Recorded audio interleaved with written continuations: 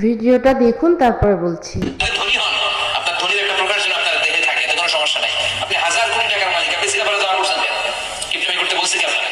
আপনি সুন্দর চমৎকার জামা পড়বেন আর শুকরিয়া করবেন কার? আল্লাহ। ধনী হন। যাই হোক, মিজানুর রহমান আজহারী সাহেবের চেহারা সুন্দর, অনেক দামি দামি জামা কাপড় তিনি পরেন, তাতে মনে হয় উনি অনেক অর্থবিত্তের মালিক। আর কোনো ধনী ব্যক্তি যদি সাধারণ মানুষের কথা ভেবে অত্যন্ত সাধারণ জীবনযাপন করে, এটা তার কিপটামি নয়, বরং বিনয়। আর আমাদের যত নবী রাসূল ছিলেন প্রত্যেকেই অত্যন্ত স্বাভাবিক জীবনযাপন করেছেন। আর মহান আল্লাহ তাআলার কাছে দামি পোশাকের কোনো মূল্য নেই। তো ইনি জানেন যে আল্লাহর কাছে দামি পোশাকের কোনো মূল্য নেই, তাহলে ইনি পরে আছেন কেন?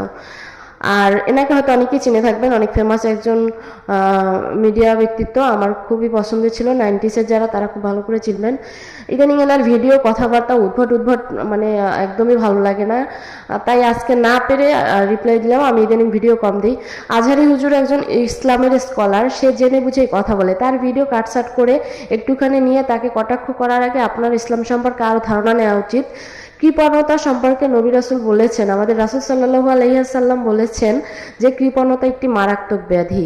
সুতরাং থাকতে আপনি কেন কৃপণতা করবেন? আরও বলেছেন কৃপণতা কোনো মুমিনের স্বভাব হতে পারে না। আপনি এটা একটু খোঁজ নেবেন বা সার্চ করেও জানতে পারবেন। আর সাদাসিধা জীবনযাপন, নবী রাসূল যেমন সাদাসিধা জীবনযাপন করেছেন, তেমনি তারা কিন্তু আবার দামি পোশাকও পরতেন, সেটাও একটু জেনে নিয়েন।